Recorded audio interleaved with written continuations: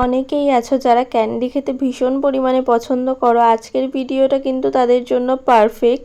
দুটো কাঁচা আমের খোসা ছাড়িয়ে হালকা স্লাইস করে কেটে ধুয়ে নিয়েছি। তারপর প্যানে কিছুটা জিরে রোস্ট করে রেখে দিয়েছি। তারপর ওই প্যানের ভেতরেই আমগুলো সেদ্ধ করতে দিয়েছি। আম সেদ্ধ হয়ে আসলে একটা মিহি পেস্ট তৈরি করে নিয়েছি।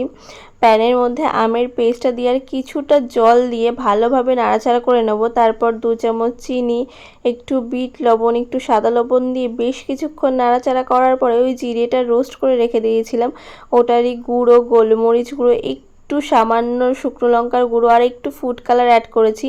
ফুড কালারটা একদমই অপশনাল, তোমরা চাইলে নাও ইউজ করতে পারো। তারপর আর কি বেশ কিছুক্ষণ নাড়াচাড়া করে একদম যখন শুকিয়ে আসবে তারপরে নামিয়ে নিয়েছি। আর এদিকে একটু চিনি গুঁড়ো করে রেখে দিয়েছিলাম যাতে একটা ক্যান্ডির সাথে আরেকটা ক্যান্ডি চিপকে না যায়। তারপর আর কি গোল গোল করে নিলেই তৈরি হয়ে গেল কাঁচা আমের ক্যান্ডি।